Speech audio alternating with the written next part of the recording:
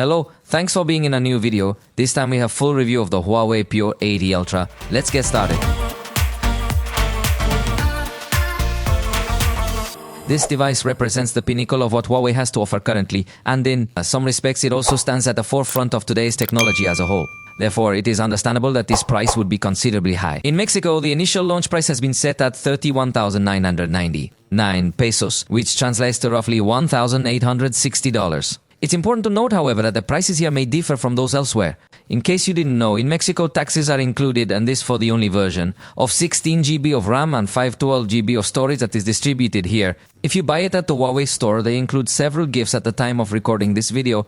They give you a headset, a router, and also Huawei Care Plus, which is a 12 months insurance that will protect you against accidental damage, even water damage, making it a crucial feature not all brands offer. And it's included in the device's price, which is highly appreciated. Additionally, the Huawei store offers a surprise package where you might receive a Pura80 Ultra, a Nova 13, a Watch Fit 4 Pro, or a Band 9. This is at the time of recording this video, but I must stress this could change. The reality of the situation is that in the Huawei store, there are consistently excellent promotions available, which makes the device considerably more appealing when compared to its main competitors. These competitors in the upper segment also tend to offer high specifications. As a result, each brand is striving to highlight and emphasize their strongest features to stand out. Let's start by describing the design of this device, because it maintains the essence of the Pura series but with obvious changes. On the front, we are going to find the second generation armor Kunlun glass, which according to Huawei figures is 5 times more resistant to falls and 16 times more resistant to scratches compared to normal glass. Definitely, last generation was the first, now the second offers more resistance. In that sense, don't be overly afraid of it, and keep in mind that this glass is designed with 4 curves to provide a smooth and natural sensation, and smooth when you touch it with your finger, so there's no need to worry about it just looks good, it also feels good, and it is also very resistant. In the frames you will find aluminum, in this case with a design inspired by ancient Italian jewelry techniques. According to Huawei's own words, if you look closely, will be valued. The brushed finish, honestly, gives it a very premium and elegant appearance. It's truly very nice, and once again, it adds a nice resistance. On the right side, we will find the volume buttons and the on-off button, which, by the way, at the same time will be fingerprint reader, which we will talk about a little later. On the top, we find a microphone and a small grill for the secondary speaker, which we will talk about later. The left side is completely clean. This profile view helps us to appreciate the thickness, which is 8.3 millimeters. Huawei doesn't really have many intentions to make the device extremely thin, yet they have managed to reduce the thickness by 0.1 millimeters compared to the previous generation. At the bottom, we can find the main speaker grill, then the USB-C port, another microphone, and finally the tray where we will be able to place 2 nano SIM cards. However, the iconic part of the device is going to be on the back cover, which undoubtedly looks incredibly attractive here. We are about to encounter what Huawei refers to as the shiny forward symbol. This large triangular camera module, which features ultra-rounded corners, appears quite appealing. Inside, we notice several lines converging towards the center of this module. The module and also in the contour too. The tiny lines with slight gaps look attractive. At the macro level, we can appreciate more detail in these decorative elements, even with Xmash branding present inside this particular module, and including some camera specifications detailed along the outline. And the finish and sunray pattern are jewelry inspired for a luxurious look. A glass back cover looks great, and we can find the IP level. Given the maximum level of water resistance in this device, you can confidently use it in water without any issues. And however, keep in mind that using it in salt water or pool water is not recommended. If you decide to engage in such activities, it is advisable to thoroughly rinse the device with fresh water afterward. Also, avoid using it at significant depths to ensure its longevity and performance. The truth of the matter is that the device is not only very nice, but also very resistant, fulfilling what one would expect from a flagship device. And finally, I have the gold color edition, but it is also available in black color, in both cases with the case included, that also gives it a nice design. This is something I don't usually mention too much in the reviews, because usually no one includes a case, and when they do, it is only transparent. It's important to mention that this is a case featuring a pattern, and it feels quite nice to the touch, especially if you prefer to handle the device in this manner. Additionally, the weight is 233.5 grams, giving it a solid feel in the hand, typical of a high-quality flagship. The screen measures 6.8 inches with a 20% ratio, exactly 2840, 8 times 1276 pixels, reaching 460 pixels per inch. It's highly detailed, offering sharp visuals and features LTPO OLED technology plus Huawei's XDR display for better color accuracy. It offers two calibration modes, a normal one that has slightly softer colors and a vivid mode for even more intense colors. It also has a manual adjustment of the color temperature of the screen and a peak brightness of 3000 nits that will make the screen look great under sunlight. The truth is, spectacular brightness that reaches this screen definitely one of its most attractive points, and another improvement over the last generation that reached 2500 nits. In addition, with respect to the lowest brightness, we will find something quite comfortable, although it does not have a dimming mode. Extra through software, but the dimming rate is 1004, 140 Hz, so even if you are very sensitive to possible flickering that is generated on some screens at low brightness, in this case you won't even get to perceive absolutely none of that. The display is comfortable with dark mode, visual sleep mode and ebook mode. All software functions for visual comfort are here. For HDR content, they use HDR Vivid, which isn't widely used. So, for instance, I couldn't enjoy HDR on YouTube, Instagram or Netflix. However, all the content that is captured using the camera of this cell phone, including both photographs and videos, will be displayed with this Vivid HDR mode. This feature allows you to enjoy enhanced realism in the content you are viewing on this screen. Certain specific areas will shine with greater intensity, as I emphasize, to provide a more realistic viewing experience. Moreover, to top everything off, the display offers a variable refresh rate ranging from 1 to 120 Hz for efficient when dealing with static content and dynamic for content involving more movement.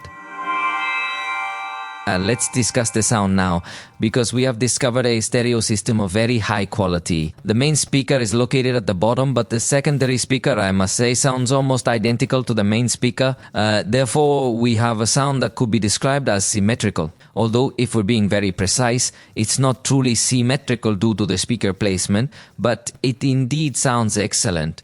I love the sound, sounds crisp, with very good presence of bass frequencies and with good power on top. It has audio output through the frame and also to the headphone area for calls. I insist, the sound is really very good. Let's listen to a small test, but remember that it is not the same to listen to it live.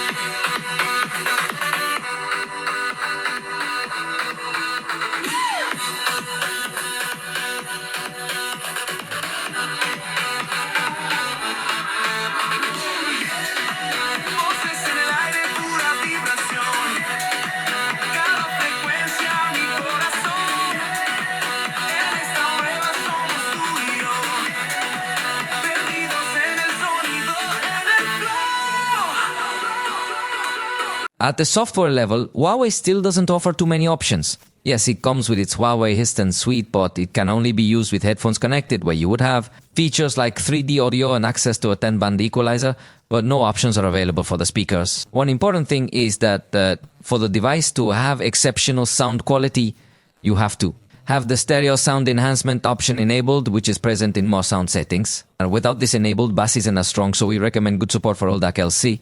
The LHC in its latest version offers an enhanced audio experience, particularly when used with Huawei headphones for high-quality sound. It's worth noting that the absence of a headphone jack is common in this price range, but thankfully it provides excellent support for various codecs, including LDAC LC, ensuring a superior listening experience. And LHC's latest version offers high-quality audio, especially with Huawei headphones. Fortunately, the Huawei ecosystem, which we are already familiar with, is undoubtedly one of its most significant strengths. And specifically in the headphone category, you can enjoy the highest quality of audio and resolution, so in that regard, there's really nothing to complain about. When it comes to microphones, we will find 3 units, one located on the top, another on the bottom, and the last one in the camera area. They are likely focused more on noise cancellation since they are quite discreetly placed. Now, let's listen to a brief test. Esta es una grabación hecha con los micrófonos integrados de HUAWEI Pura80 Ulltra. The device includes a feature with artificial intelligence for noise reduction during calls. While on a call, you'll receive a notification allowing you to enable or disable this noise cancellation. Let's proceed to listen to some tests. But before that, I want to mention that I conducted the test in an extremely noisy environment. First, I want you to hear the noise itself, followed by the tests.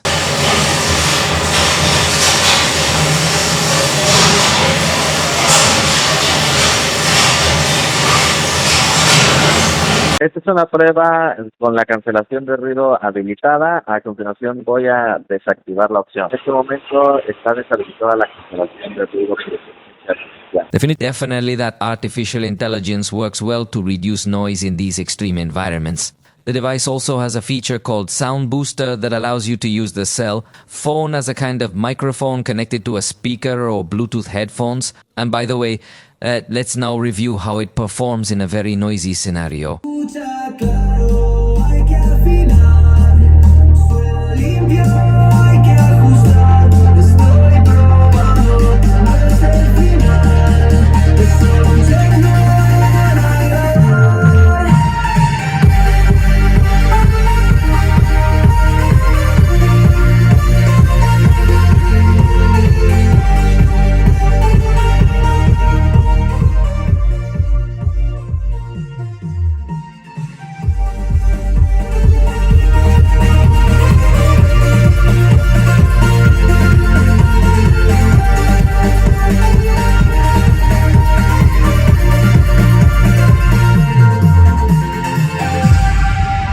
As you could notice, the device does not generate any kind of distortion or saturation in the sound even in too noisy environments.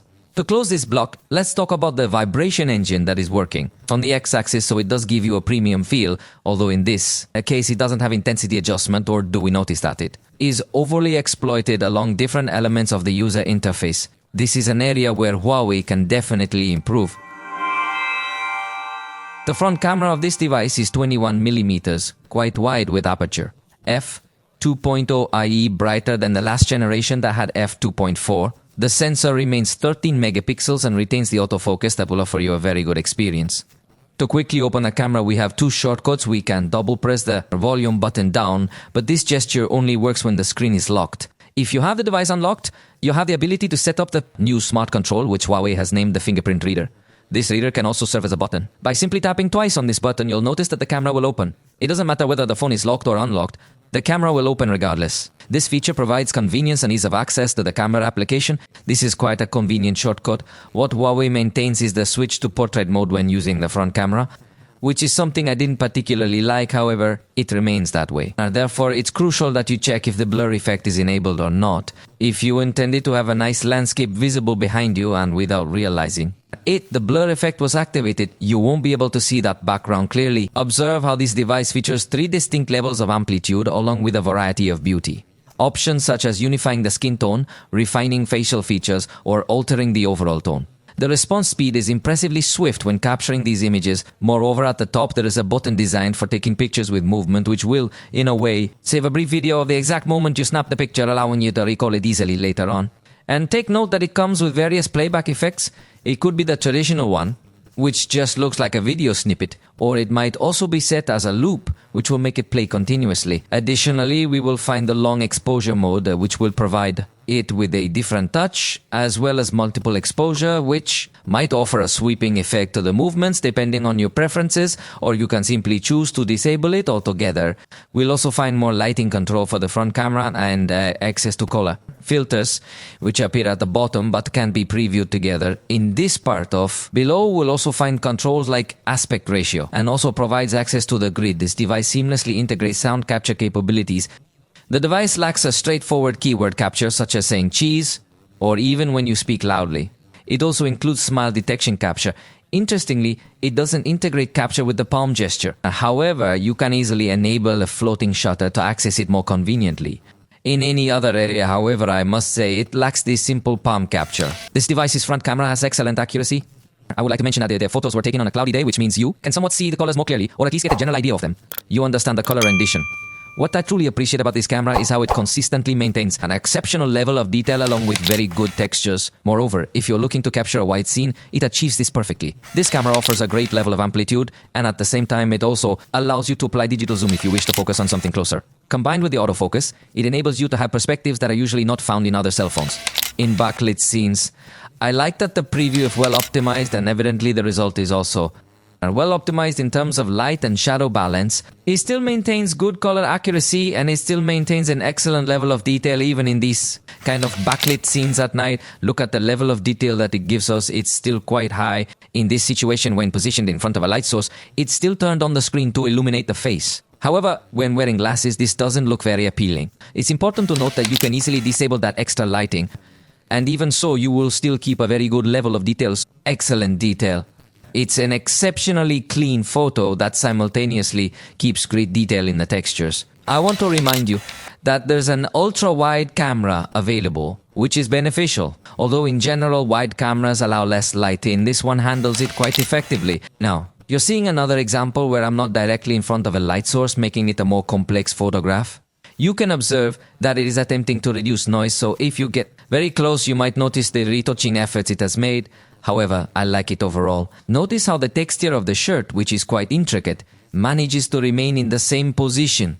In a significant part, even though it might be mistaken for noise, I believe the device performs well. It manages effectively even in these nighttime backlit situations, and also addresses it quite nicely with the added screen illumination. In the most complex night backlight scenarios, when you turn off the extra lighting, you might notice that the denoising slightly removes some textures. I must emphasize, this is the most challenging photo we could take.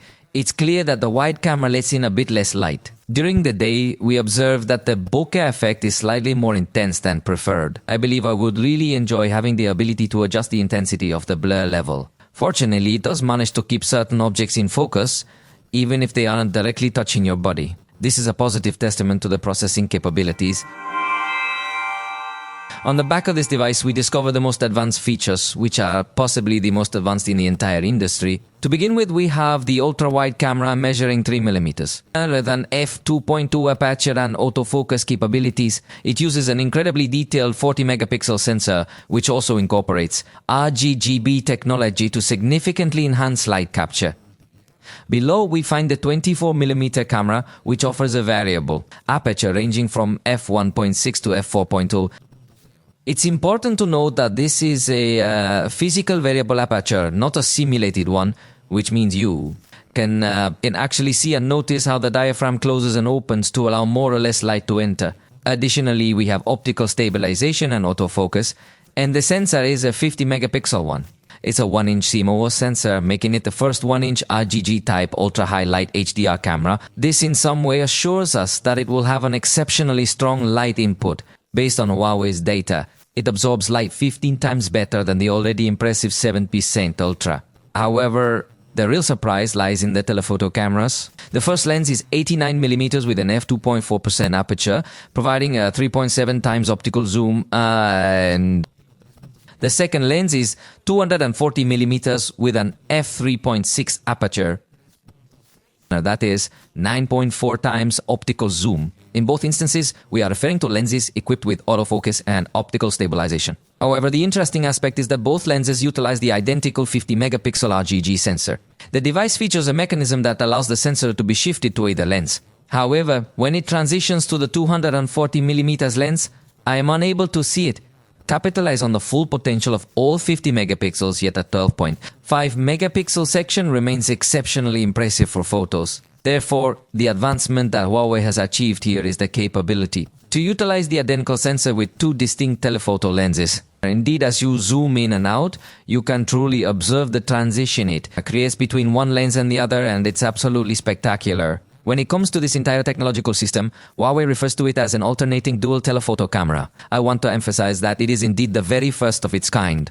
We have witnessed this in the industry for the very first time. However, there is even more to discover. In this section, we will also encounter an ultra chroma camera featuring 15 million spectral channels, which ensures an excellent capture of colors and white balance. Interestingly enough, within this mega camera module, the infrared for universal remote control is also cleverly placed and hidden, which we will discuss in further detail later on. In the rear camera, you'll find a great response speed when pressing the shutter repeatedly. It includes X-Mash technology with 3 color profiles to choose from, allowing you to emphasize shadows, reduce contrast, or use a monochrome mode for a classic touch. In this case, if we hold down the shutter, we can access a burst of up to 100 photographs. And note that in our test trying to capture the number 3, we realized that the Shutter responds really very fast, so you should not worry too much about capturing the exact moment, although the burst can take a second to start. But note how it practically allows you to extract the exact moment of the photograph.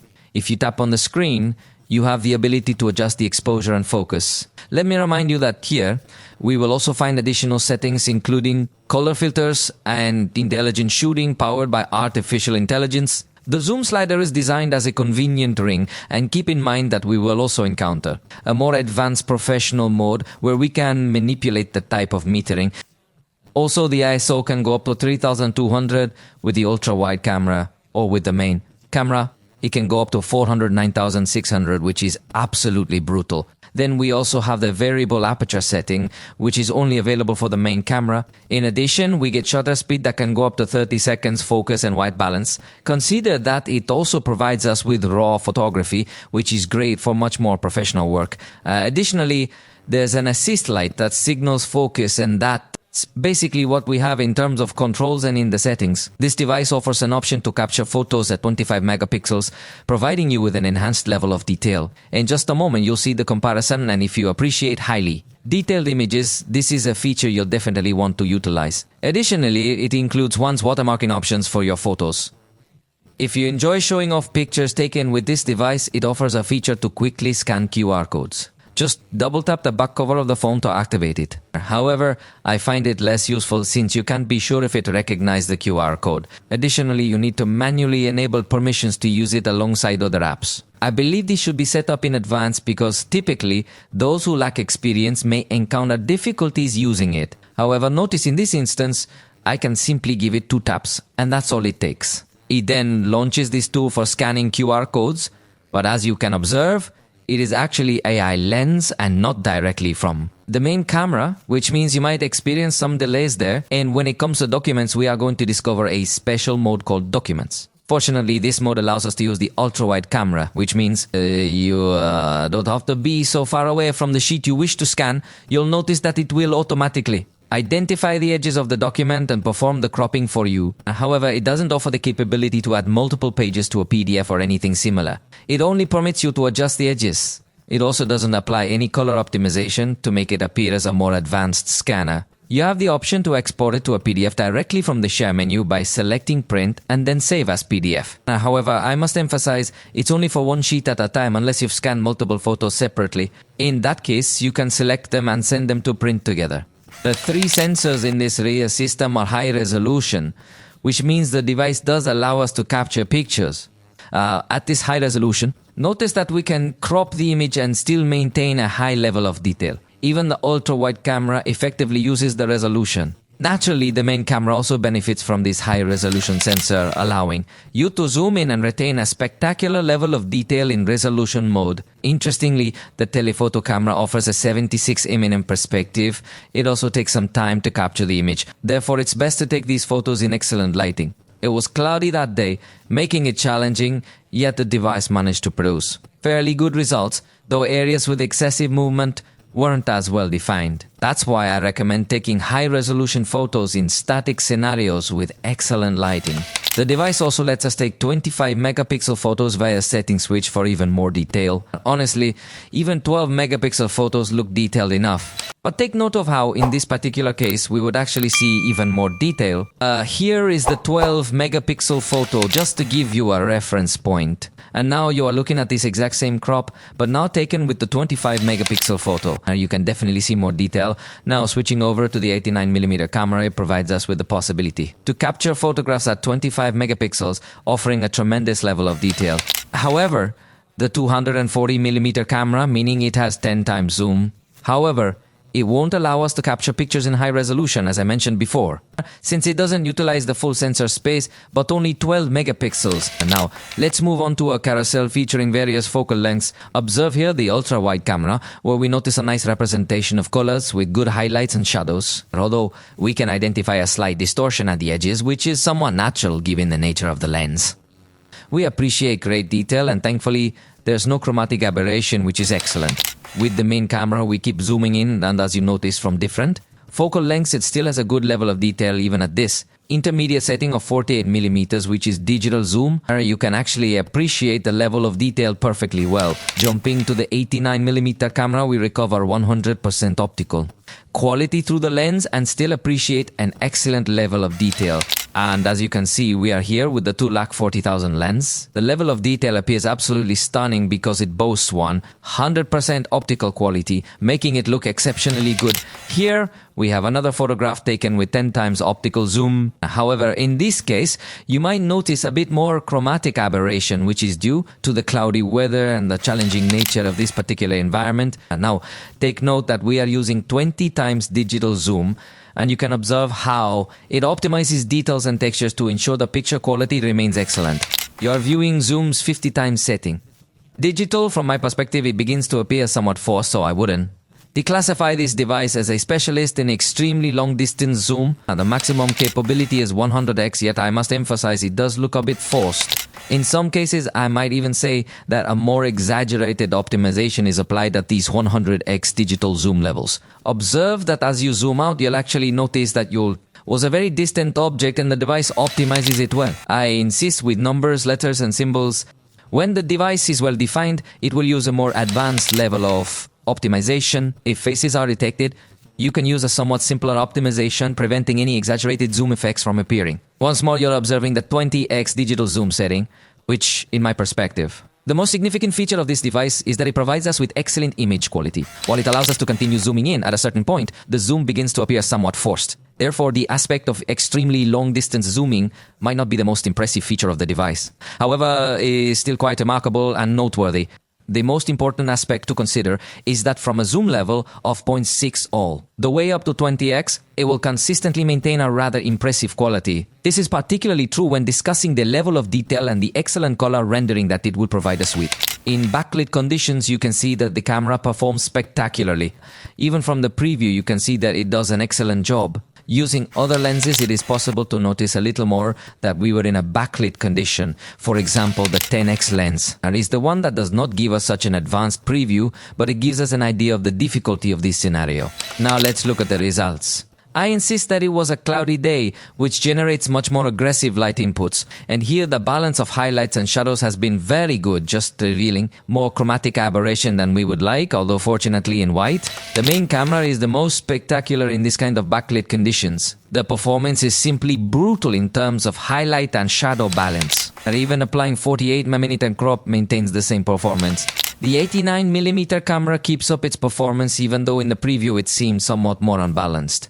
Even the 240mm camera, you can already see that after processing the image it performs excellently in balancing highlights and shadows, preventing burnt and overexposed areas. In case you had already forgotten, here is the preview again, so you can clearly see how well the processing actually works. During nighttime, these cameras are still performing exceptionally well. It's important to note that even in these impressively low light conditions, the ultra-wide camera truly excels and does an outstanding job. The work provides a clear image, free from noise and graininess, while maintaining a high level of detail. The main camera shows noticeable improvement in capturing finer details, particularly in darker regions. It is observed that it balances the more illuminated areas quite effectively. However, it should be noted that the smaller these areas are, the less effective the balancing tends to be. He observes that when we use the 2x zoom setting, we still notice good textures and detail. By modifying the 89mm camera, it will prioritize the brighter areas more effectively. And I'm not sure why they get a little bit bigger. And finally, the 240mm camera. Notice how it allows us to get this level of detail from a very far distance. In this sense, the device becomes very bright, but even in scenarios where there is not too much illumination, observe that the device gives us really very good results. This photograph was taken using the 89mm camera. Now, take a look at the photograph captured with the 240mm camera. Even though it has an f aperture of 3.6, it manages to capture well. The lighting compensates excellently, doing a very good job after the capture, ensuring that even at night you get a good zoom result. Check out this other carousel of photos in an even darker setting. I find this one particularly spectacular for how naturally it captures the stars. The balance is absolutely perfect and the colors are really very good. With the 89mm camera, it can sometimes be a little more challenging because it prioritizes capturing as much light as possible. However, you can manually adjust to lower the light input, achieving a more natural result. Now, let's take a look at the outcome in a different setting. It provides us with a very clear idea of the picture quality it can deliver even in extremely dark environments. Later on, when we reach the video section, you'll notice just how dark this environment really was. However, in terms of photography, the ultra-wide camera performs incredibly well, even in very low light conditions. Therefore, the main camera is expected to perform even better. I really appreciate how it highlights such vivid colors, even in these extremely dark environments. Additionally, with the 2x digital zoom, we can still enjoy and appreciate the good quality of the photos. Notice how the 89mm lens still keeps excellent photographic quality with great detail and colors. Even at 10x optical zoom, the image quality remains good at night. Of course, with a 30x digital zoom setting at night, you'll see that it is digital zoom, but it's in extremely challenging condition. But take note of how even at night it can achieve very good zoom quality with objects. Here, once again, we're discussing a 30x zoom in quite dark conditions. However, since it has slightly better defined shapes, the device can intelligently optimize the picture to provide a significantly better result. And finally, take a look at this other carousel of pictures where we observe, in a really dark condition, truly vivid colors and excellent quality. Even in the zoom 10x, the truth is that you don't really notice how dark it was at that moment. In the video recording test, you can get a clear idea of just how dark it was. Yet I really appreciate the quality of the pictures it can provide us. At night, the device also performs excellently in capturing moving pictures, helping to avoid excessive image shake. Definitely, in this regard, the experience has been very good. And once more, when we observe from different focal lengths, we can see that the device performs exceptionally well. I must emphasize that it was an overcast day, which makes it quite typical to observe swept results under such conditions. However, the device managed it really quite well.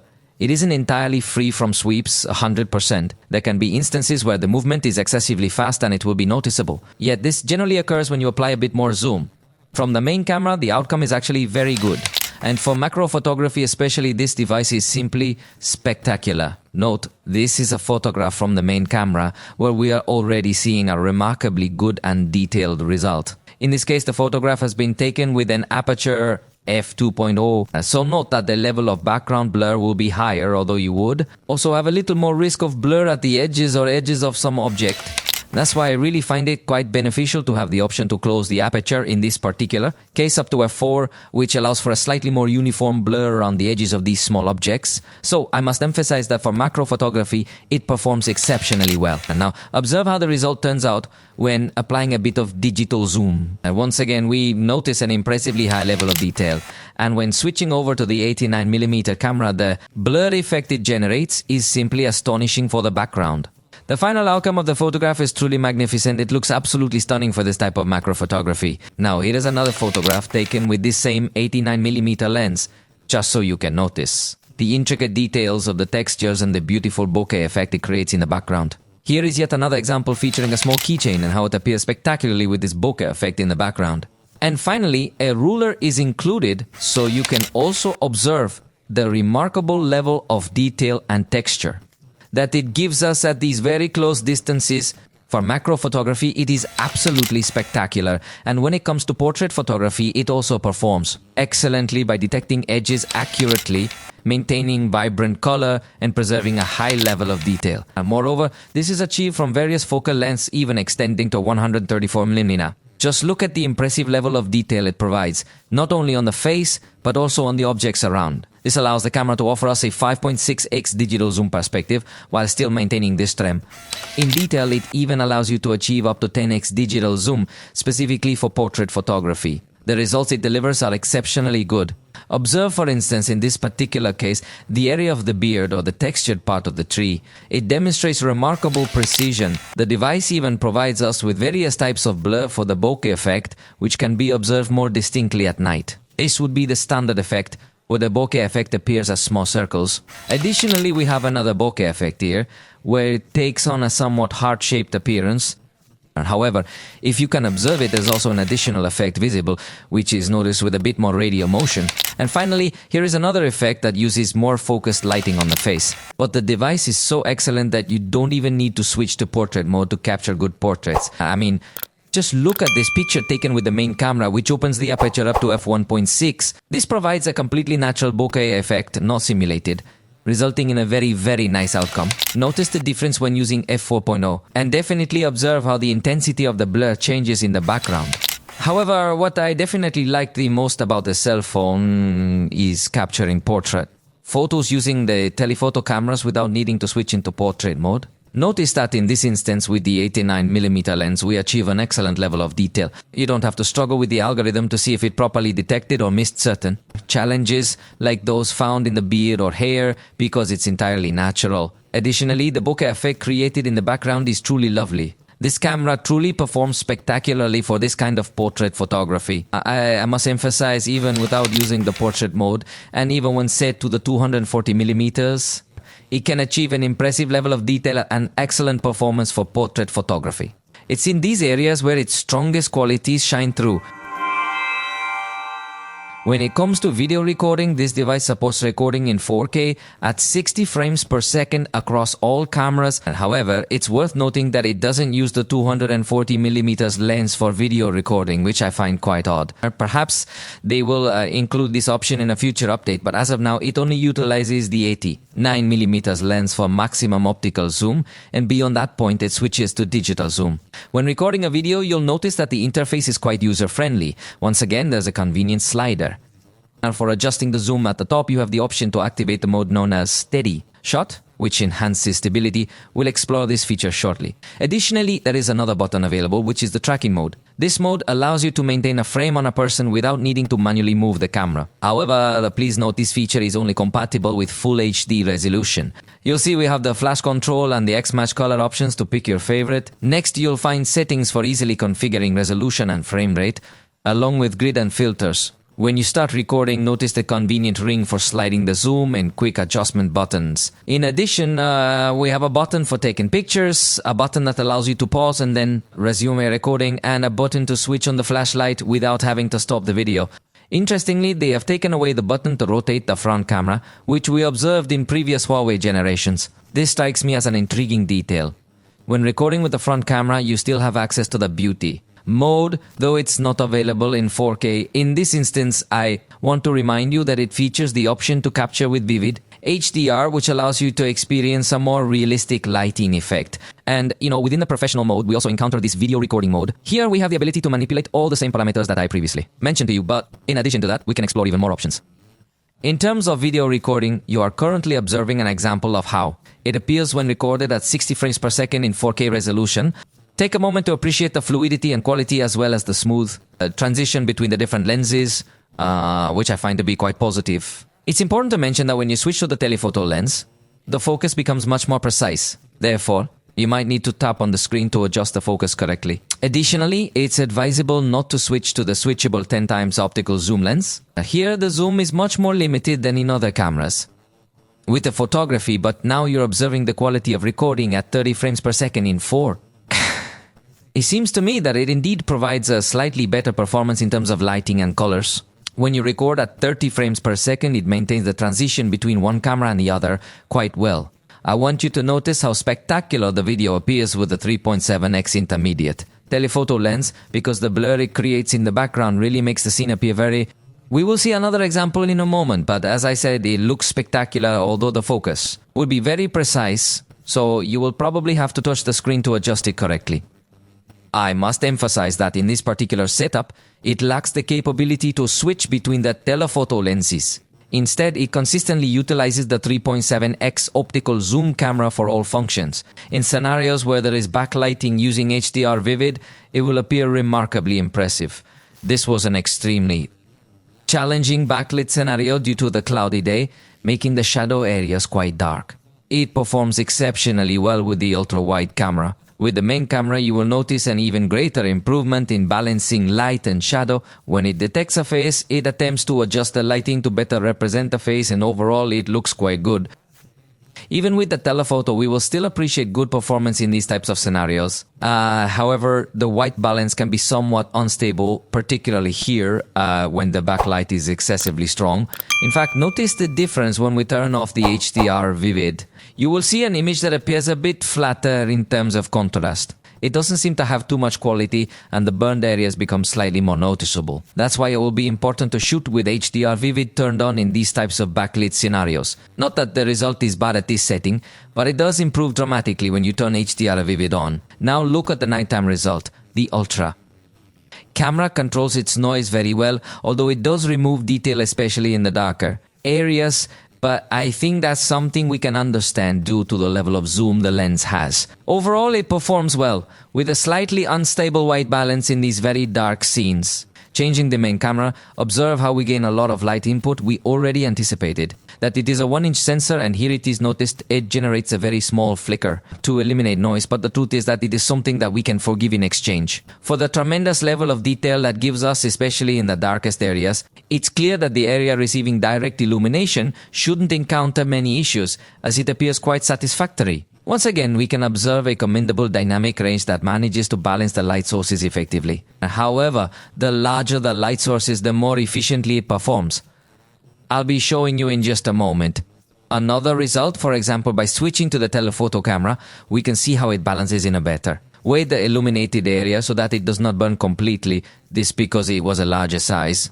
What occupied this more illuminated area? But even in the darker areas, you can clearly observe that the telephoto camera performs exceptionally well when it comes to lighting input. It manages noise extremely well, and to achieve this level of result in such a dark scene with a telephoto camera is honestly quite remarkable. In this particular example, you can very clearly see how it balances these more illuminated areas. It does take a few seconds, it's important to mention, but the outcome is truly impressive and superior to a large number of other devices. However, where it becomes most noticeable is, for instance, in a campfire setting. Observe this scene, it looks truly spectacular. You can clearly see the vibrant color of the flame, which adds a great deal of realism to this kind of video. The dark areas remain as they should be, dark, without any noise. For recordings like these, where there are both extremely bright and very dark areas, this device performs excellently. In fact, take a look at this other result in another location that is also quite dark. The ultra-wide camera is already doing an outstanding job in the darkness I was in, but when I switch to the main camera, the light input is tremendous, like a lamp was turned on, and the result is amazing. This camera gathers a lot of information, so in very dark conditions, the main camera performs spectacularly. Notice once more that by switching over to the telephoto camera, we are going to experience significantly less light input. However, it still manages to control the noise that could potentially be generated in these types of recordings very well. I appreciate the fact that the device utilizes this telephoto camera even during night scenes, and trust me, it appears quite natural with, and this dark. The primary camera is the one responsible for making the entire scene appear completely illuminated. It's quite brutal, yet it's important to note that in scenarios with good lighting, the telephoto camera manages to perform quite well enough too. During the evenings, you should observe the differences between the cameras. You'll find that the ultra-wide camera tends to capture the least light compared to the others. Pay attention to these changes in your input, and right here you're noticing that. To test the stabilization, first I want you to watch a clip with the special stabilization turned off. Notice that the movements are well compensated when walking. I think that when running is where it would be necessary to activate this additional mode, even from the ultra-wide camera, but I think when you're walking around, you also see how with the main camera, it maintains good movement. I believe that once more it will be essential to activate this particular mode whenever you decide to go for a run or engage in a similar activity. And when you switch on the stable shooting mode, it will clearly enhance the experience in such a manner that it will result in much greater stability. Especially when you are running, there will be a noticeable and marked difference between one mode and the other. Additionally, with the main camera, you can really notice that difference, not only with the ultra-wide camera, so it balances quite well even when you're moving around. What I appreciate is that the telephoto camera also has excellent stabilization, especially when you're walking, where it's needed quite a lot. As for the zoom, it's important to note that in this case, we can smoothly get closer, and during such smooth movements, the transition between one camera and the other becomes more noticeable. The level of detail becomes more pronounced when you switch to the next camera. However, you are restricted to a 20x digital zoom. I remind you that this does not utilize the 10x optical zoom lens. Therefore, when you are at the maximum zoom level, I believe you'll notice that the detail is not as clear compared to what was visible in the original picture. Focusing works well. Notice how the ultra-wide camera lets you focus closely. With autofocus, which not all devices have, it quickly adjusts for correct focus. The focus is key. In this context, we do not observe any disadvantages. The main camera performs excellently, though it's important to note that if you're positioned too close to an object, the focus may not be completely even due to the aperture being automatically adjusted. But just as I had anticipated, it indeed has a variable aperture. This means you can manually close the aperture a little bit more, allowing for a slightly more even focus. I want you to take a really good look at the difference. In this particular case with the automatic aperture, and then now with the manual aperture. Closed to f4.0, the focus seems to be much more uniform to me. In fact, take a look at how we are moving it while we are recording at f4.0. And an f1.4 aperture will produce a more pronounced bokeh effect in the background. However, you might notice a slightly less uniform focus, particularly when small objects are nearer. To improve this, you should close the aperture. Fortunately, this is something you can adjust in the manual settings. Observe how the telephoto camera can focus on small objects. The focus path is longer, so it reacts slower between sharp shifts from near to far objects. Yet see how I zoom in on this small object and the focus adjusts perfectly. You can get very close to tiny objects and the focus still works well. So, when it comes to macro video, the result will be nothing short of spectacular as well. Even with these kinds of abrupt changes, the focus, in my opinion, responds quite well. It doesn't appear to get overly confused, although naturally for much more specific scenes, you have the option to adjust the focus entirely manually using the professional mode. However, when we talk about recording with the telephoto lens, take a look at how it appears when recording a person. It appears truly spectacular because it doesn't rely on an artificial portrait mode. Instead, it produces a completely natural bokeh effect in the background. This means that any object, regardless of how unusual or peculiar its shape might be, will remain in focus as long as it's beside you.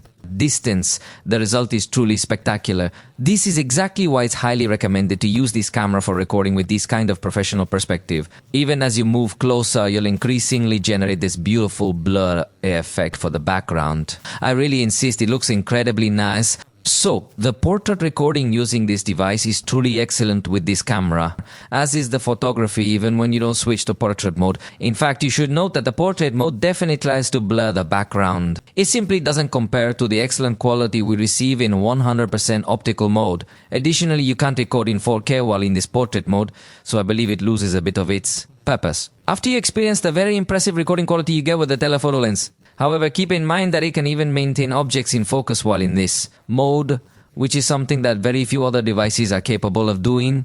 And when you're using this aperture video mode, you have the option to also utilize the telephoto camera, allowing you to simulate an even more pronounced and aggressive blur effect. However, I must insist, I'd suggest recording more without aperture mode, as the device does well natural. And well, for the slow motion, we find several modes. To start with Full HD at 120 frames per second, the basics are going to get it in good quality. The file records at 120 frames per second, allowing you to edit and slow parts down. It can also record at 240 frames per second, letting you edit at that speed too. Are you want? Finally, we can reach up to 960 frames per second though. The interpolated, so scenes may seem more or less artificial. The file records at 30 frames per second with just a slow area. The fast camera lacks stabilization, and the basic setting is 15x, which is quite fast. It's not recommended for moving people, but for recording landscapes on a static base, it's quite good. Look at the result you could achieve. For landscapes, it's recommended and performs well. The front camera looks with a very good image quality, as long as you have direct lighting on the face, because honestly backlight does not have a very good behavior, the contrast drops and will overexpose too much the most illuminated areas. The rear camera we saw was spectacular in backlight, the front camera not so much, and it is understandable due to the little space there. However, I must emphasize, if you record using proper lighting, it will make a difference. The result will be nice, especially because consider that it allows you to do digital zoom, which, if you combine it with the autofocus, you could really highlight something, for example, of your face or some nearby object. You could also show it in good quality. Notice how at night we also see good performance. Interestingly, it controls noise well, even in the darkest areas. Although, if you make a bit more sudden movements, you do notice that little bit of noise in the darkest areas. I can see the flicker that it is trying to eliminate noise as much as possible. By default, it will activate the screen to light up your face. If you wear glasses, the effect might not be as appealing. However, even if you disable this additional lighting, you'll still receive adequate light input. I find the recording quality of this night video to be quite satisfactory. Once more, it's advisable to stay near a light source for an enhanced experience rather than being backlit. The front slow motion camera is basic. It can be in full HD at 120 frames per second with the file recorded at that rate, so you choose which part you want to be slow in post-production, or you can also go all the way up to 140 frames per second, again with the same behavior. For the fast camera, we see the same as we saw for the rear camera. That is 15x as the most basic speed, which may be too fast for people movements and without stabilization. And take note that it also provides us the capability to record using dual camera mode. We have this small box in a 4:3 ratio, which we can move around the screen with a stop located on the right side. We are able to position it anywhere we desire, and we can also switch between various cameras on the back. This means we can alternate between the ultra-wide camera, the main camera, and the telephoto camera, which is quite impressive. Up to this point, I have not come across any other devices that in dual recording mode give us the capability to switch between the various rear cameras. Naturally, the resolution in this dual camera mode is going to be in full HD. While the transition between the lenses might not be perfectly smooth, no other device has given us this option. Also, keep in mind that if you begin recording with the front camera as the main focus, you won't have the ability to zoom in using the rear camera. This is a minor inconvenience. However, you also have the option to use a split screen mode. It's interesting because with this mode, you can choose whether you prefer to use rear or front audio depending on what you are capturing at the moment. Additionally, you can switch between different cameras while recording in this mode, and you can do so with autofocus enabled, which is quite convenient. In the software, we will find the HUAWEI 15 as the operating system.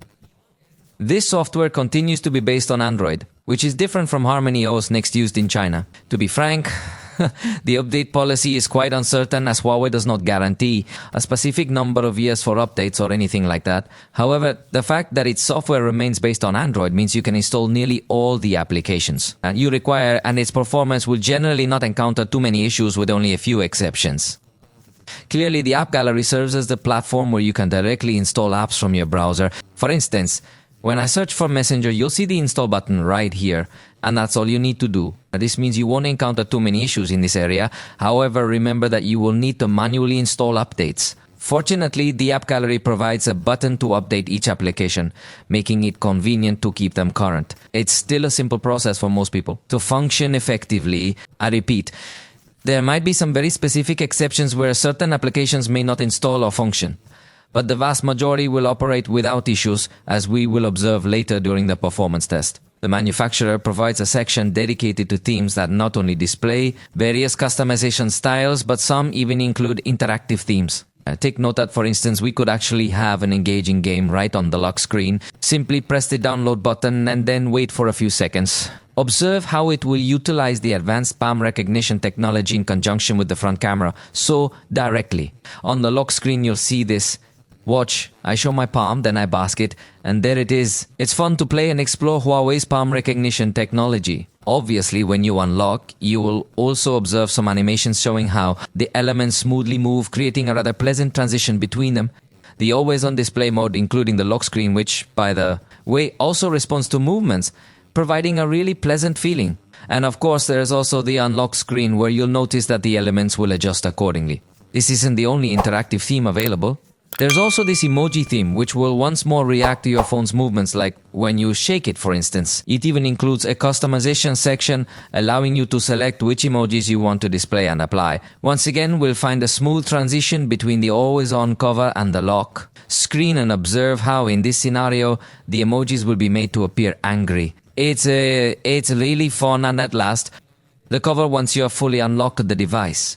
And as you can observe, there are still various other additional options available in some instances with this assortment of emojis that you can display on your screen. There are others that feature a slightly more advanced animation, giving the impression of playing tennis. And finally, there are even more different emojis, allowing you to entirely personalize your screen. Each one of them features fascinating transitions, as I have been explaining to you, between the always-on cover and, naturally, in addition to that, the home screen. Look at this example of the weather.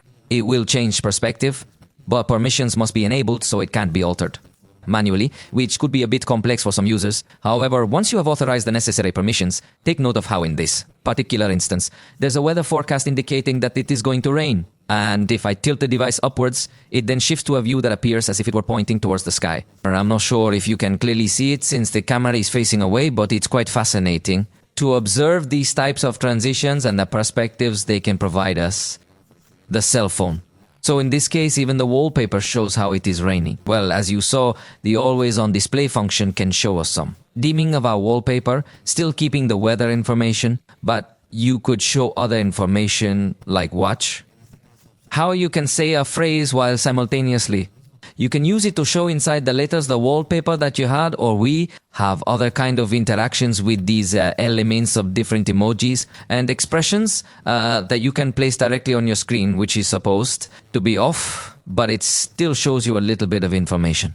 Keep in mind the default setting is smart mode, but you can choose program schedule or have it on all day, which uses more energy. However, when the screen is dimmed in full screen mode, you can't use it all day. You can only use it if you pick another available dial, as it will consume more power. Therefore, if you wish, you could have it displayed all day long, showing both the time and additional information. However, in full screen mode, it will only function in smart mode. This means that the screen might turn off after a few seconds when it senses that you're no longer looking at or using it. But as long as it detects your gaze, the screen will remain active. The one-handed mode functions quite well.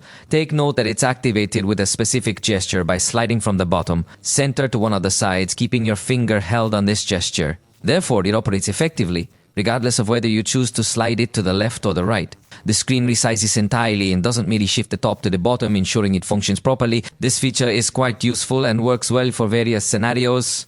We also discover various types of shortcut gestures, which is a classic Huawei. A feature such as using your knuckle to double tap and take a screenshot. Additionally, you can capture with scrolling, allowing you to display more content than what a single capture can show on the cell phone screen. In that respect, it performs excellently without any drawbacks. Furthermore, if needed, you have the option to pixelate certain areas for censorship purposes before sharing. Also remember that with one knuckle you can make a specific snip on the screen for a partial capture, and with two knuckles you can take a video capture. You can also turn the microphone on or off while making these captures. It also features air gestures. The device can keep the screen on while it detects you're watching it, and you can enable hover gestures. You'll notice that in this instance it presents us with a brief tutorial, and it functions essentially within any application. For instance, if we open Facebook, you'll see that by merely placing the palm above, it activates right away. This option to scroll up or down, so without any problems. We can browse a feed of social media or application that can be useful if you start watching videos, for example in TikTok, while you are eating and do not want to touch the screen of your cell phone, or while you're washing the dishes in general.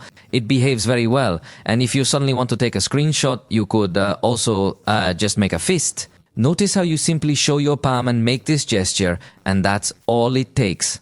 However, worldwide, we still lack a universal gesture to just clench a fist and display it in front of another device to share. Share the file or capture, similar to what we observe in China with Harmony OS.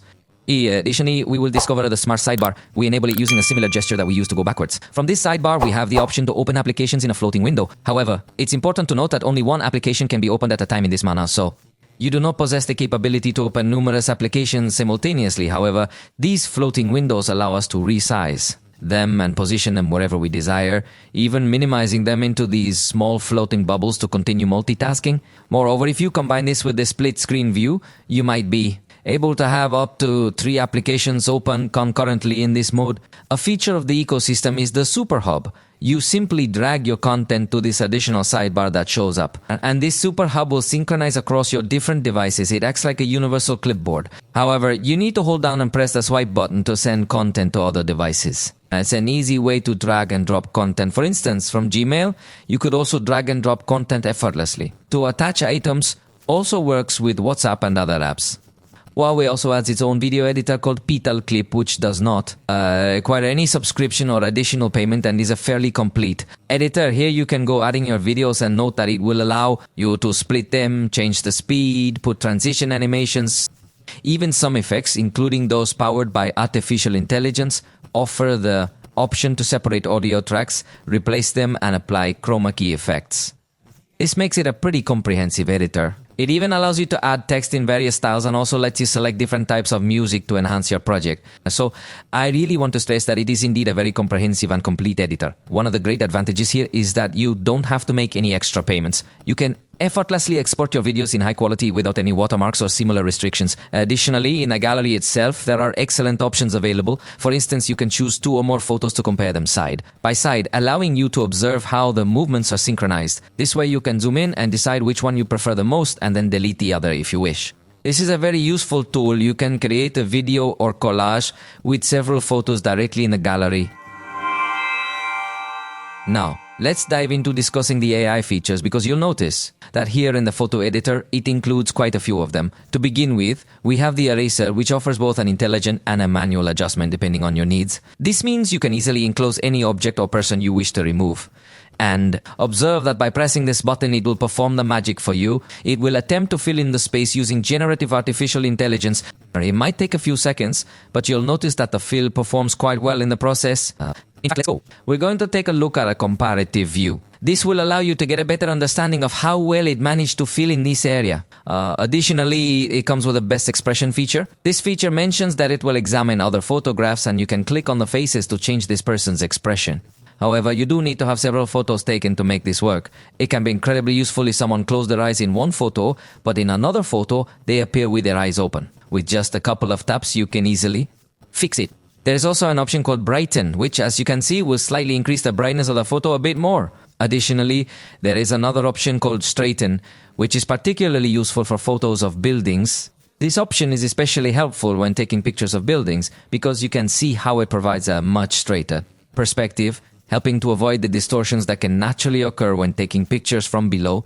So, one option for perfecting these photographs is available. Finally, if you have a photo of a document and you wish to adjust the crop for a more accurate perspective, you can easily mark the points and apply the changes, and that's all there is to it. These are some of the options provided by its artificial intelligence editor. Additionally, we will find a voice assistant Celia here, which offers several methods for activation. You can activate it with your voice by saying the command, "Hey Celia," or you can press and hold the on-off button. Additionally, you have the option to select the language, checking if Mexican Spanish is available. You might also activate it using the button on your hearing aids. Furthermore, you can decide if you want it to be accessible even when the screen is locked. It's important to note that it includes translation functions along with some experimental features like the continuous conversation mode.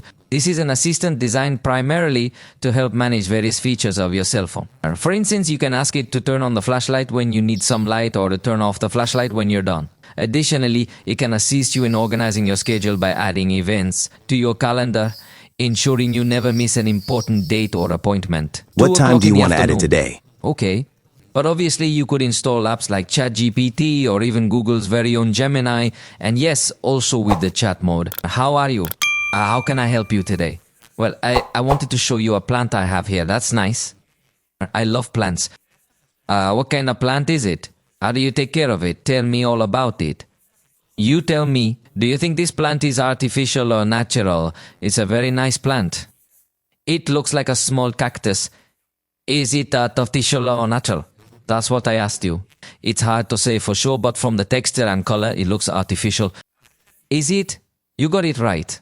I knew it was artificial. It's quite realistic indeed. You've had it for quite a while now. So, as you can observe, even though it isn't pre-installed, you could access these types of artificial intelligence assistants too. Additionally, we'll discover Alens, which is Huawei's proprietary app for scanning QR codes or even translating various items. We also have Touch. With this feature, when a QR code appears on the screen, we can press and hold with 2 fingers for a few seconds and it will instantly read the QR code. Additionally, there is the tips section, which acts as an intelligent personal assistant, providing us with various suggestions. For instance, it might calculate the usage of our mobile data. Alongside this, we will also find today on our screen. The main menu presents a variety of suggestions for news that could catch our interest. Additionally, it displays the amount of time we have spent using certain applications along with other similar details and information. Additionally, we have the universal search feature, which is accessible by sliding down on the main screen. This allows us to locate various applications, settings, contacts, and more, all directly through this search engine. Notably, from this interface, we can also directly access aliens to scan QR codes. As I mentioned earlier, it can also be used to translate certain content. For instance, observe how in this example, I am able to translate from Spanish to English and the text updates in real time. And another quite interesting artificial intelligence function that Huawei has is the message protection. When you receive a text message, if it detects that someone else is looking at the screen, it will hide it. For example, it observes that I'm currently receiving a message and I can read the content, but if it detects that someone else is viewing it, it observes how the notification is immediately hidden. So it's really quite intelligent. We are planning to send another one. And once again, if it identifies that someone is observing the message, the notification will not appear. But if they step away, notice how right away I am able to read that message, and even if someone else is using the phone, notice that it clearly won't display the notification to them, but on my watch, it will indeed show this message.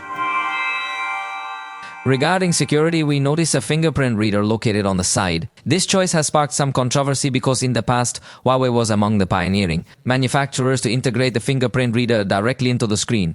Now, they have opted to reposition it on the side, which, in my opinion, isn't necessarily negative. Side fingerprint readers are quite fast and efficient, even though they may not appear as futuristic as having the reader embedded within the screen once did. The reader works well, supports up to 5 records, and Huawei emphasizes you can use this button functions as a smart control.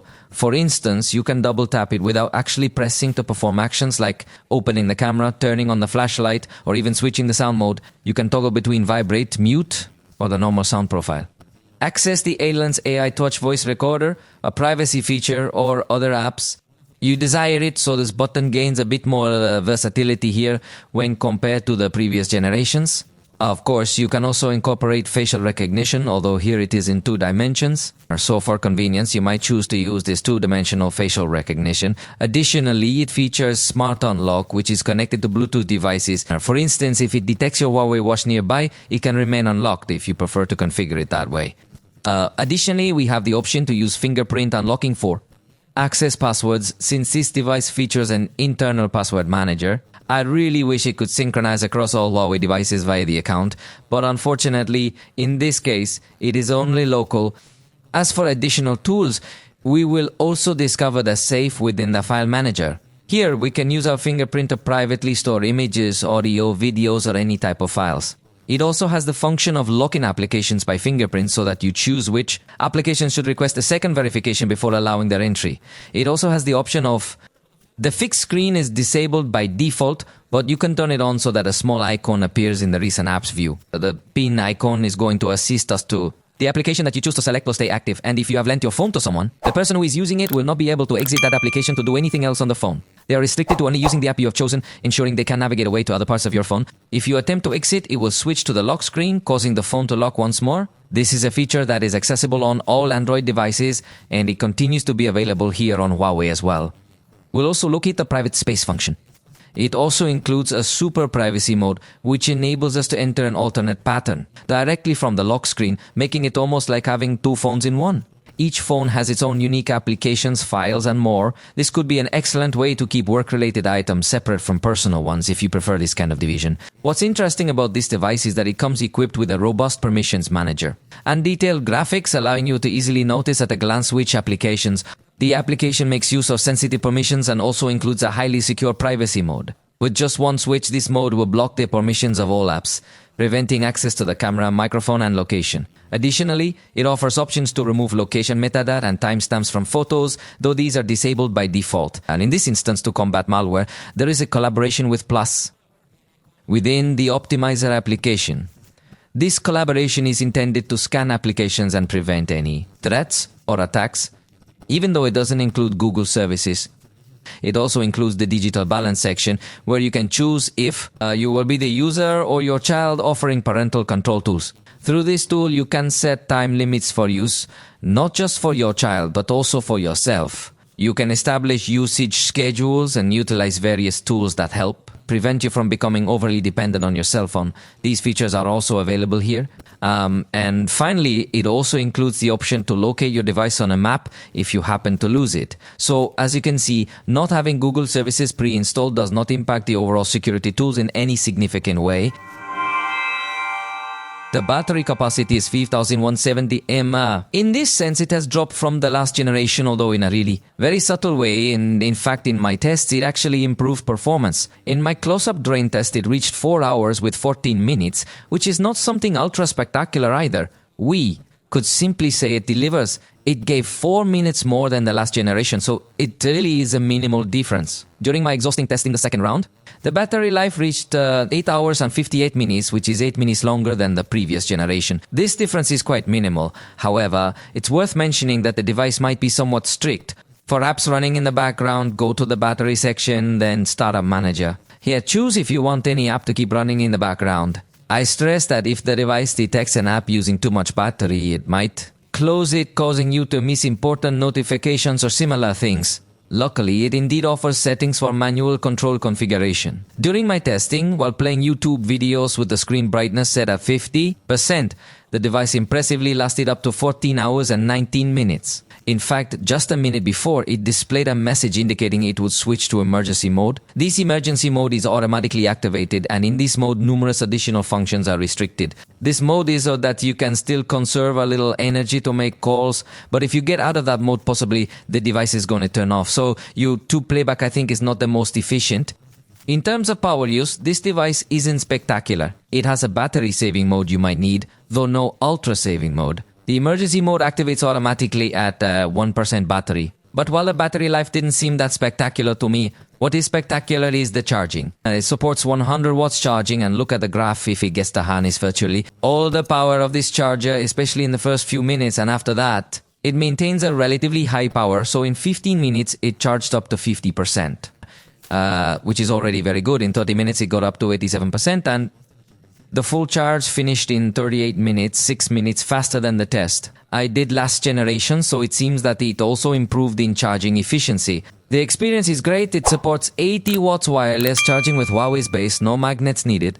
It features reverse wireless charging to power accessories or another phone, helping the battery last longer. It has smart charging to slow down if it detects overnight charging, or you can set a custom limit of 70, 80 or 90%. In battery settings, you can check the maximum capacity, useful if buying or selling this device second-hand later. Let's discuss connectivity, as this device faces a major limitation. It lacks 5G access. This isn't due to Huawei's reluctance, but rather US restrictions. Thus, 4G is the maximum available. However, 4G remains excellent, especially given Huawei's expertise in telecommunications, allowing them to optimize 4G capabilities effectively. In this case, the case also includes Wi-Fi 7, and here we find that it offers maximum download speeds. Fortunately, it also provides an option to block mobile data for specific applications, allowing them to access the internet connection solely through Wi-Fi. It includes a SIM, allowing you to add data plans by scanning QR codes without purchasing a physical SIM card. This is perfect for travelers who love photography, as this device won't let you down. It also comes with Bluetooth 5.2, which is not the latest, but already offers good stability, and also NFC. The NFC payment feature is excellent for mobile payments with compatible apps. However, it's important to note that while nearly all Google services work on this device, specifically Google Pay isn't functioning, and unfortunately, Huawei Wallet in Mexico still lacks a mobile payment option. Therefore, you will rely on your available banking app and whether it supports NFC payments. Consequently, the mobile payments aspect is an area that Huawei should enhance in future releases. Remember, this device, it also includes Near-Link, a type of Bluetooth Ultra, enhanced by Huawei, featuring reduced latency, significantly increased speed, and will serve as the protocol Huawei adopts to link its newest accessories. The USB port embedded in this device is 3.1 Gen 1. Naturally, it includes OTG for connecting accessories and for projecting the screen via cable, and it can also be in a mirrored format. Additionally, it features a desktop mode that allows you to open applications in a windowed format. This can significantly boost your productivity when you connect to a wireless keyboard and mouse. A keyboard and wireless mouse. In this way it follows. The flagship experience is truly excellent. In fact, you can easily project your screen wirelessly, and it can be done in either mirrored format or desktop format without any issues. Now, when it comes to connecting with your car, it's important to note that it doesn't come with Android Auto pre-installed. You will need to install it manually. It should be mentioned that the process might be somewhat complex. You have to manually enable permissions and spend quite some time exploring the system to get it done. If you are not considered an advanced user and you require a lot of Android Auto, this might be challenging for you. However, in the description I have provided a tutorial I created to enable Android Auto. We should be honest and mention that it doesn't work perfectly at 100%, but it does allow you to enjoy the maps or music playback on the Android Auto screen, although it requires several additional steps. To wrap up, let's discuss the sensors. It has an accelerometer, geomagnetic sensor, G-orientation, gyroscope, light, pressure, and proximity sensor is fully. And physically, there's no issue. Plus, it has infrared, so to it's using smart control. Add an air conditioner, TV, players, and more to turn your phone into a universal remote, enjoying these options easily. The ecosystem section is undoubtedly one of the strongest aspects of Huawei. Their devices are perfectly integrated, offering a wide range of products. They have an extensive catalog with numerous Huawei FreeBuds, a variety of stylish Huawei watches, and the Huawei Band for those preferring something smaller. Additionally, they offer Huawei MateBook computers, the Mate Station, for desktop needs, and a comprehensive line of Huawei MatePad tablets. The ecosystem is incredibly comprehensive when it comes to the variety of devices and the level of interaction. From any iWatch game, you have the ability to take pictures, and the alarms and timers are perfectly synchronized with the watch. You can easily send pictures to the MateBook by just bringing them near the trackpad, and the connection happens instantaneously. In fact, you can even control the entire cell phone directly from your computer. You can drag and drop files, use the computer keyboard directly on your cell phone, or even browse the files on your cell phone wirelessly as if you had a USB stick connected to it. You also have shared clipboards and much more thanks to the super device. And Huawei share technologies that have defined this manufacturer. There's also multi-camera technology enabling several Huawei devices to connect for video recording and switch angles directly from the controller phone. Truly, this makes the experience incredibly appealing. Where it may fall a little short is to control home devices, since for that Huawei has an application called AI Live, but it does not come installed, which we understand that it is not so protagonist. To control lights and similar things in your smart home, you must install the corresponding applications from each manufacturer or install Google Home, which can work. Fortunately, cloud storage is not a concern, as Huawei Cloud provides you with 5 GB for free, along with packages for additional storage. It also allows you to automatically back up your photos there. Moreover, Huawei offers its own services, including the app gallery, where you can find most of the applications you might need on your phone already available. Then, for instance, directly from the app gallery browser, you could install Facebook. For WhatsApp and other widely used apps, simply search using their title in the App Store and you'll find them easily. So, the app gallery has really improved significantly over time. We will also find their own health platform, which is linked to their watches and also with Huawei Wallet. Here you can currently add loyalty cards, coupons and gift cards, although I would really love to soon be able to add credit or debit cards to it as well. Additionally, we're going to test the performance of the HUAWEI Pura80 Ultra, which has the Kirin 9020 processor. This is a new chip manufactured in a 7nm process with a core capable of reaching up to 2.5 GHz. It also comes with 16 GB of RAM and 512 GB of internal storage. And ready, as you can see, it took 1.75 seconds in each application. The truth has surprised me, the good performance it has, completely at the height of a flagship. Let's see how it handles the 16 GB of RAM. With so much physical RAM, performance should be excellent. Also, regarding the management of applications that are running in the background, it is important to note that there is no reboot observed and the device truly performs efficiently. Very well. It is possible that this huge amount of RAM also contributes to it having an incredibly good speed when opening. Applications, even though the processor might not have the latest technologies if we are very strict. However, the truth is that even though it technically lacks the most powerful processor available today, it still performs with remarkable power. Notice, we don't see any application restarts. We notice that the device consistently maintains an impressive level of fluidity during our usage. For instance, let's navigate through a Facebook feed and observe how seamlessly and smoothly the device operates. Of course, there will be some waiting times as new content loads, but overall, it performs excellently. We will not witness the device freezing at any moment. We will be switching between apps, allowing you to personally appreciate the consistent performance. For instance, this is what we are experiencing right now on Pinterest. Additionally, we'll experience timeouts when loading new content. However, please note that it generally doesn't freeze or stumble at any time. Even as we switch between numerous applications, you will notice that the device continues to feel incredibly fluid, providing a very satisfying experience. It is certainly a highly recommended device in terms of performance. In this particular instance, the device does not provide virtual RAM, but it doesn't require it at all. It possesses an impressive amount of physical RAM, making additional memory unnecessary. And in storage, we find 512 GB, as I had already anticipated you, in this case without slot. For micro SD card, but it would not be necessary either, we see a tremendous amount of internal storage. And with regard to cleaning, note that it comes with several functions. In this case, it suggests some files that we can compress, even applications that we can compress, and also unwanted files, cache content, application data, including a special cleaner designed for Messenger or WhatsApp, as well as a duplicate file scanner.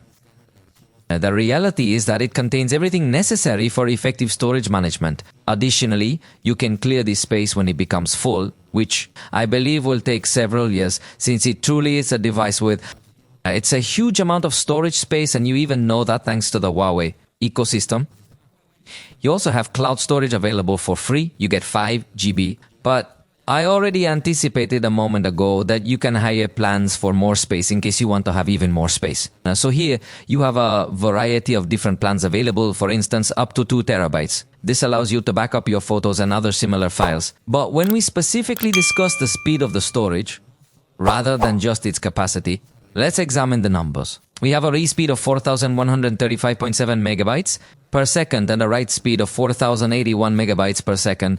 This is indeed a very fast flagship level storage. Now, let's proceed to a real life test in this scenario, utilizing Huawei's own editor. As usual, we have a number of videos here. We are going to export them in 4K.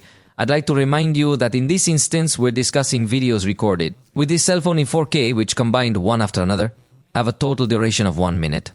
And that's it. It took roughly 39 seconds. It won't be its strongest point, although it's not too far from what we had anticipated either. For games, we discover a specific application called Game Zone, which lets us manage the installed content. Notice how these contents are displayed in a horizontal scroll. When opening any game, observe that at the top, we have additional tools available. There's a game acceleration mode and a do not disturb mode to prevent interruptions. In fact, there is another option quite similar which prevents certain gestures, ensuring your game experience remains uninterrupted. In this section, you can also turn off the knuckle gestures and set it up to record the screen directly. Additionally, we have the opportunity to explore other features such as the auto brightness lock and screenshot capabilities. This means we can position these icons on the main screen as well. If we decide to remove some other icons, we are allowed to position up to a maximum of 5 icons here. And those are all the options that we have integrated at the software level to enhance the gaming experience in PUBG. By default, the graphics are set to balance quality with an extreme frame rate. However, we have the capability to go up to Ultra HDR with an ultra frame rate, or alternatively, we can choose the extreme frame rate even when using HDR graphics. For this test, we have set it to this configuration. It's important to note that the outcome is positive, arrived at 60 frames per second on average, providing a really quite cool experience at 34.5 degrees Celsius. Although, of course, other devices within this segment can reach up to 120 frames per second, so it still does not offer the utmost in this sense. However, the experience will be positive if you're not the most demanding Call of Duty gamer. Note that it provides very high quality at a maximum rate. We can increase to the ultra rate, but the quality then drops to medium, similar to other devices, as it occurs with other devices in this category, so that we can prioritize the graphic quality while still maintaining a maximum rate.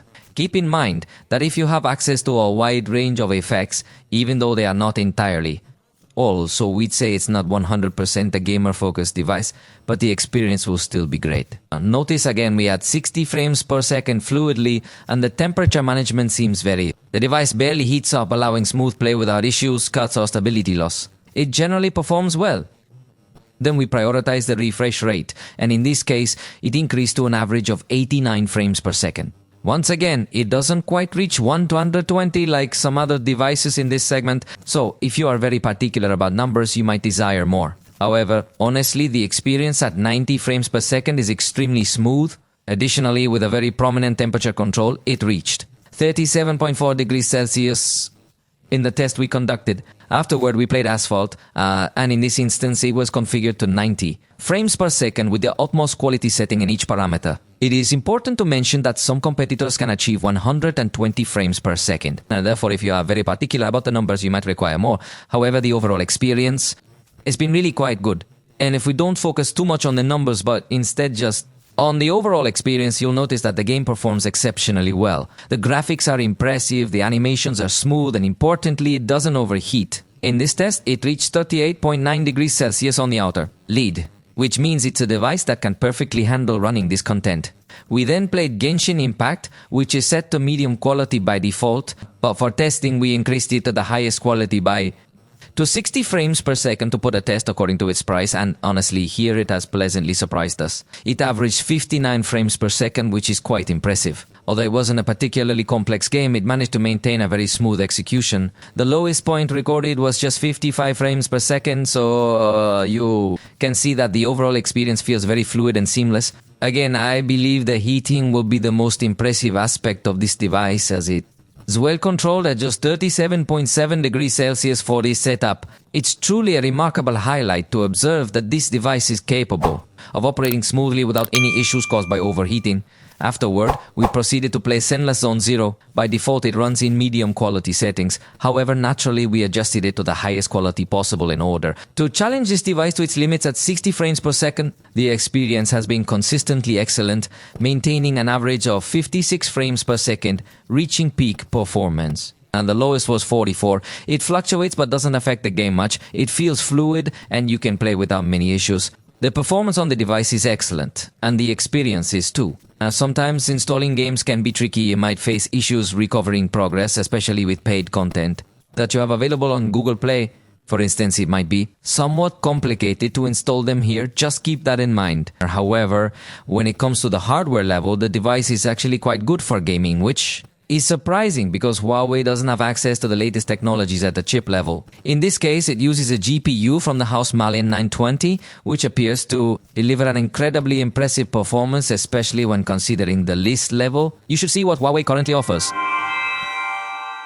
In conclusion, this is truly an outstanding flagship device. A great flagship stands out with its exceptional design and excellent durability, even featuring luxurious details in the armor camera module part, equipped with second-generation glass for superior resistance. It boasts an IP69 rating, a remarkable screen, excellent sound quality, and an impressive front camera. However, it truly shines in its rear camera capabilities. If you're a bit tired of devices that all seem very similar and lack innovation, this is a gadget for enthusiasts. The alternating dual telephoto camera, which no one else has, utilizes the same sensor but with two lenses, showcasing a very advanced technology. It's extremely good, and the video recording with HDR Vivid is particularly impressive. In all these aspects, it is a device that really stands out significantly. As for the battery, I believe it is just adequate, and I wouldn't highlight it as a particularly attractive feature. However, the charging power is noteworthy because it charges very quickly. The fact that they have altered the fingerprint reader within the system,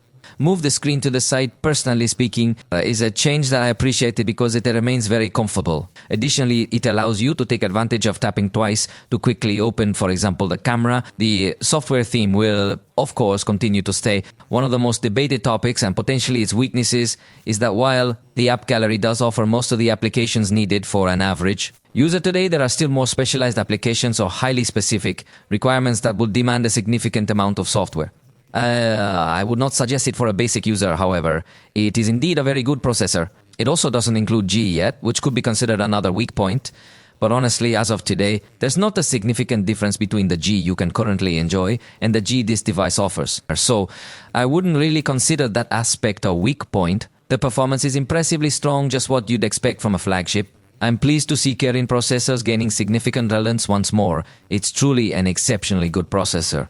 The gaming experience has been quite good without being excessively harsh, particularly when it comes to installing games, potential updates, or synchronization with Google and similar services. There are still some aspects that might negatively impact the experience for certain users. However, I believe that for an average user who is in search of a flagship device, this would indeed be a very intriguing option to take into account. We've reached the end of this video. If you liked it, let us know. See you next time.